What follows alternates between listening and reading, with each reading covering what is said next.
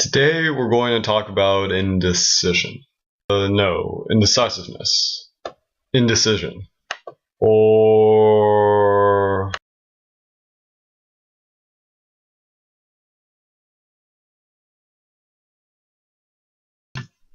Today we're going to talk about decisions. Making them, not making them, and most importantly, not regretting them. Now, choosing a topic for this project, I hesitated and I bounced back between option after option after option. I probably sifted through maybe 24, maybe 25 different topics, and due to my indecisiveness, I probably killed about the better half of last week just trying to choose on what to actually talk about for this project. Now, some highlights for my indecisiveness include, but are not limited to, and ironically enough, I decided on the topic of indecisiveness, not only because I thought it was clever to decide on indecisiveness, but also because I've struggled with indecisiveness and decider's remorse. Now, I overthink everything, from what greeting to use to email a teacher, to the perfect way to write a single sentence in timed right, and even just to the type of ice cream I should be eating while I work on this project. But on a more serious and significant level, I and just about everyone else in the world are going to need to make some pretty important and pretty meaningful decisions in the future. Now, these will concern what career path to take, who to marry and who to date, and really ultimately the things that we do in order to make our lives as happy as possible.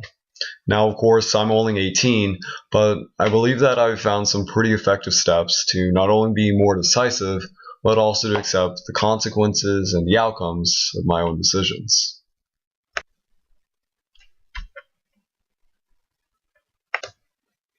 The top 10 reasons why everyone needs to know about New Mexico.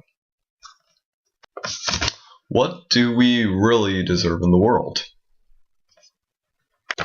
But on a more serious note and a more significant level, I and just about everyone else my age will eventually have to decide on some pretty meaningful decisions, ranging from what career path to pursue, to who to marry and who to date, to really just what steps are we ultimately going to take in order to live our lives as happily as possible.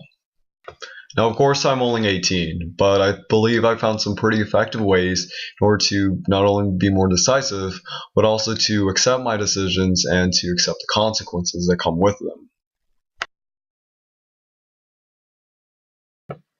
So first, remember that everything will be okay.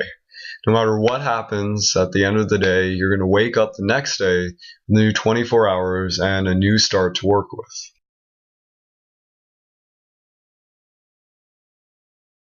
Making decisions becomes easier when you consider the consequences or potential payoffs of your decision as not nearly as far-reaching as you think they will be.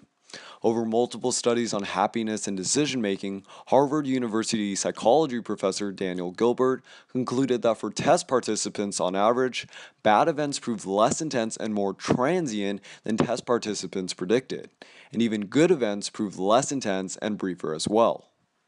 In other words, when we rationalize our decisions to avoid a misfortune, such as rejection from a girl, or to obtain a benefit, such as the buzz from buying a Porsche, we often exaggerate the impacts.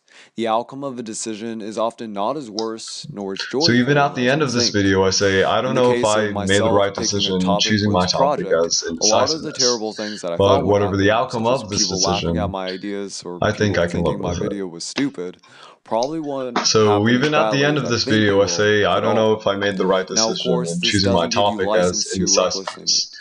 But regardless of the outcome of this decision, you know what? I think I can live with it.